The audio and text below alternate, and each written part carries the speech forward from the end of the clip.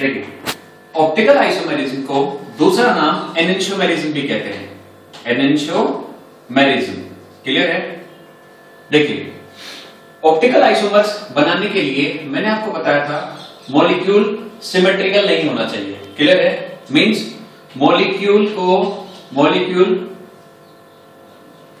Should have one chiral carbon और दूसरी condition मैंने बताई थी कि एसिमेट्रिक मॉलिक्यूल होना चाहिए। एसिमेट्रिक मॉलिक्यूल मींस वो मॉलिक्यूल जो which are not divided into two equal halves. देखिए, ऑप्टिकल आइसोमेरिज्म को एनेंशियोमेरिज्म कहते हैं और एनेंशियोमेरिज्म होने के लिए ये कंडीशन दोनों होनी चाहिए। या तो मॉलिक्यूल में एक कायरल कार्बन होना चाहिए, जैसे कि ये है आपका मॉलिक्यूल, यहां पर OH है, ये है CHO, ये है CH2OH और यहां पर है H।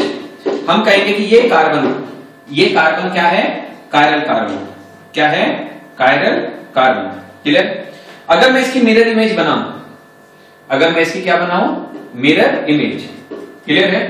तो अगर ये कंपाउंड 1 है, क्लियर, तो इसकी मिरर इमेज आप जानते हैं जस्ट अपोजिट हो जाता है।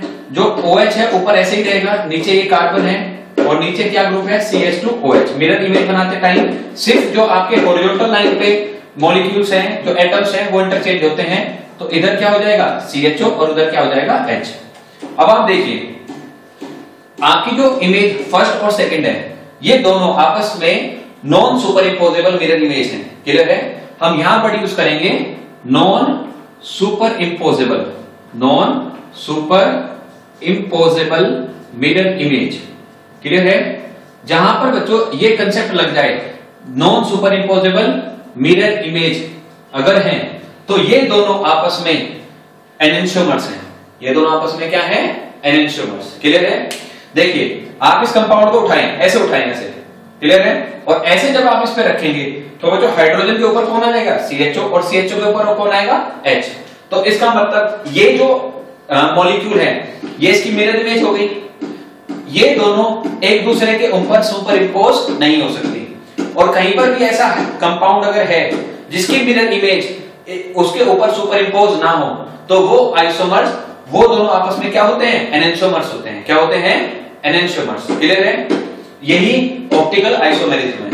ऑप्टिकल आइसोमेरिज्म वहां होता है वो आइसोमर जो एक दूसरे के ऊपर सुपर इंपोज ना हो, उनको बोलते हैं ऑप्टिकल आइसोमर्स। क्लियर है। अब आप देखिए, हमने कहा कि इस मॉलिक्यूल को आप कायरल एटम बोलेंगे, कायरल कार्बन बोलेंगे।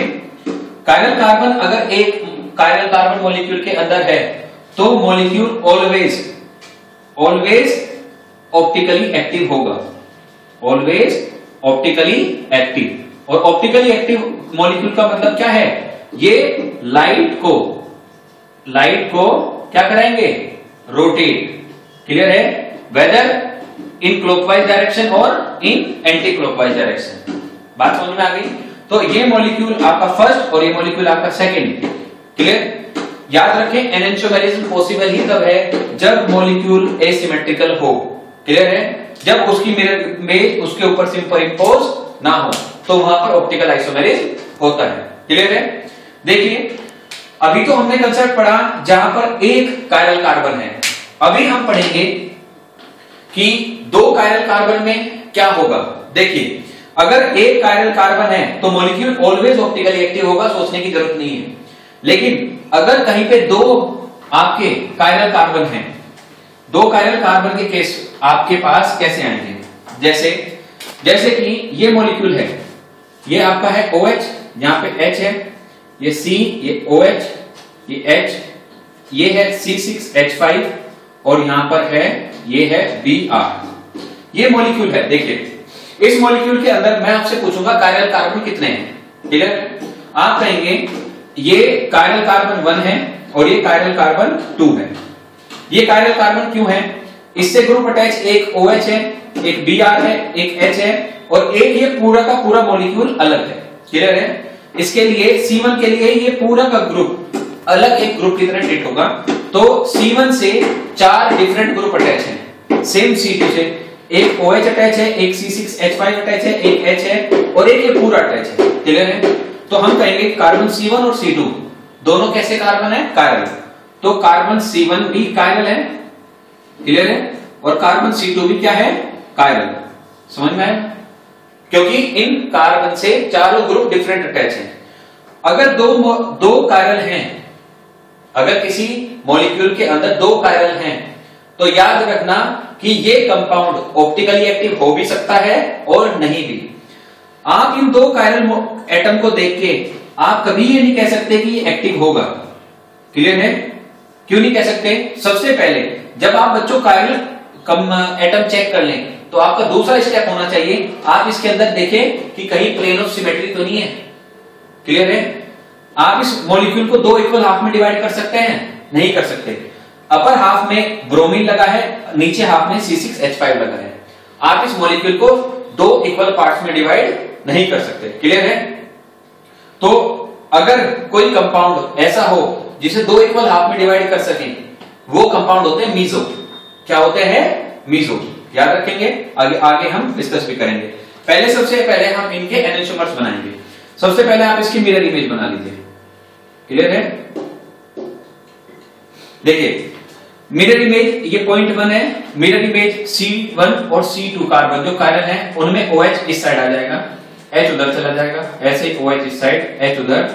ये ऊपर कौन रहेगा? Br और ये रहेगा C6H5। C6H5। तो फर्स्ट एंड सेकंड एक दूसरे की मिरर इमेज है। एक दूसरे की क्या है? Mirror image. 1 and 2 are mirror image. लेकिन ये मिरर इमेज कैसी है? इनसे पहले वर्ड लग जाएगा नॉन सुपर इम्पोजेबल। क्या लग जाएगा? Non super imposable mirror image. और जो बच्चों non super imposable mirror image होती हैं उन दोनों को आपस में क्या बोलेंगे? एनेंटियोमर्स। क्या बोलेंगे? एनेंटियोमर्स। और याद रखें कहीं पे भी non super imposable mirror image आ जाए जिन्हें आप एनेंटियोमर्स कहते हैं, तो एनेंटियोमर ऑलवेज ऑप्टिकली एक्टिव होते हैं।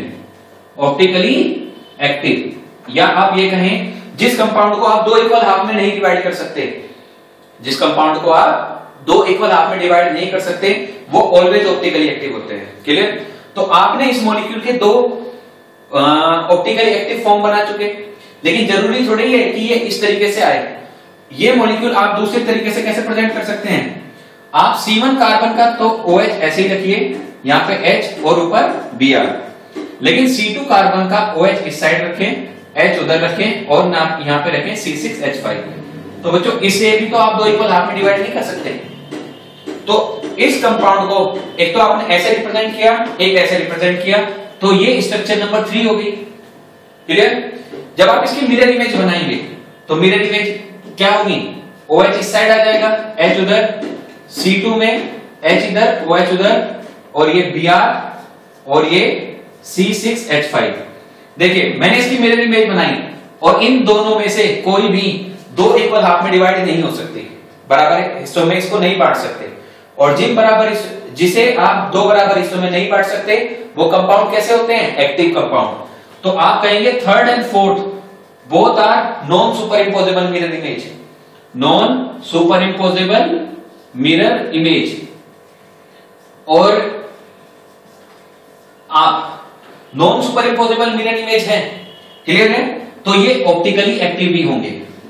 ऑप्टिकली एक्टिव भी होंगे। बात समझ में आई? अब अगर ये ऑप्टिकली एक्टिव हो गए 3rd and 4th, क्लियर, तो ये लाइट को क्या कराएंगे? रोटेट कराएंगे। मींस अगर आपके 2 कायरल कार्बन हैं तो आपने कितने मॉलिक्यूल्स बना दिए जो एक्टिव हैं? टोटल 4। क्लियर है? तो आपके अगर कहीं पर even number of chiral carbon है, क्या कार्बन है? Even number of chiral carbon. Clear है? और उस मॉलिक्यूल को आप 2 इक्वल हाफ में डिवाइड नहीं कर सकते, तो total number of optically active compound होंगे 2 to the power n। देख लीजिए आपके कितने कायरल कार्बन थे? 2। तो आपने टोटल कितने आइसोमर्स बना दिए? 4। n है number of parallel carbon 2 to the power, answer number 4। ये चारों आपके सामने हैं जो ऑप्टिकल आइसोमर्स है। क्लियर है? आप सुनिए फिर से, कहीं पर 2 पैरेलल कार्बन है, even number of parallel carbon, अगर कहीं पे even number of parallel carbon है और मॉलिक्यूल के अंदर प्लेन ऑफ सिमेट्री नहीं है, इन चीजों को आप ध्यान रखिएगा। तो total number of optical isomers जो होंगे वो होंगे 2 to the power n। Clear है? ये आपके सामने चारों हैं। फर्स्ट एंड सेकंड का आपसे पूछे रिलेशन आपस में क्या है, आप इस मॉलिक्यूल को 2 बराबर भागों में नहीं बांट सकते, आप इस मॉलिक्यूल को 2 इक्वल हाफ्स में डिवाइड नहीं कर सकते। क्लियर है? ये दोनों आपस में मिरर इमेज है, लेकिन नॉन सुपर इंपोजेबल है। कैसी है? Non superimposable. तो आपको फर्स्ट और सेकंड में रिलेशन बताने के लिए पूछेंगे, तो फर्स्ट एंड सेकंड दोनों एनेंटियोमर्स हैं, थर्ड एंड फोर्थ दोनों आपस में क्या है? एनेंटियोमर्स। लेकिन अगर आपसे पूछे फर्स्ट एंड थर्ड आपस में क्या है, फर्स्ट एंड थर्ड आपस में डाइएस्टोमर्स हैं। क्या है? डाइएस्टोमर्स। फिर से बता रहा हूं, आपसे फर्स्ट का रिलेशनशिप थर्ड से पूछे, फर्स्ट का रिलेशनशिप किससे? थर्ड से। First and third both are optically active isomers. Clear है? आप कहेंगे जो फर्स्ट है, क्लियर, और थर्ड है, समझ में आया ना? जो फर्स्ट है और थर्ड है दोनों ऑप्टिकली एक्टिव हैं, ऑप्टिकली एक्टिव, क्योंकि इन दोनों को आप 2 इक्वल हाफ में डिवाइड नहीं कर पा रहे हो। लेकिन फर्स्ट और थर्ड आपस में क्या रिलेशनशिप रखते हैं? फर्स्ट एंड थर्ड आपस में मिरर इमेज तो नहीं है, तो और है सेम मॉलिक्यूल, दोनों का फॉर्मूला फर्स्ट एंड थर्ड का क्या है? सेम मॉलिक्यूलर फॉर्मूला है। तो फर्स्ट एंड थर्ड आपस में डाइएस्ट्रोमर्स है, डाइएस्ट्रोमर्स। क्लियर है? दोनों आपस फर्स्ट एंड थर्ड आपस में क्या है? डाइएस्ट्रोमर्स। तो इस लेक्चर में हमने पढ़ा है एनेंटियोमर्स क्या होते हैं और डाइएस्ट्रोमर्स क्या होते हैं। एनेंटियोमर्स वो ऑप्टिकली एक्टिव कंपाउंड होते हैं, फिर से याद रखना, एनेंटियोमर्स से पहले कंडीशन ऑप्टिकली एक्टिव की सेटिस्फाई होनी चाहिए। क्लियर है? वो ऑप्टिकली एक्टिव कंपाउंड्स, क्लियर, जिनकी मिरर इमेज आपस में नॉन सुपर इंपोजेबल हो, क्लियर है, वो एनेंटियोमर्स होते हैं। वो optically active compound first and third दोनों सेम कंपाउंड है, मॉलिक्यूलर फॉर्मूला सेम है, जितने कार्बन इसमें उतने कार्बन उसमें, जितने O इसमें उतने उस O उसमें। लेकिन फर्स्ट और थर्ड आपस में क्या नहीं है? मिरर इमेज नहीं है, लेकिन दोनों ऑप्टिकली एक्टिव हैं। क्लियर है? तो फर्स्ट एंड थर्ड आपस में क्या है? डाइएस्ट्रोमर्स। क्या है? डाइएस्ट्रोमर्स। क्लियर? Thank you.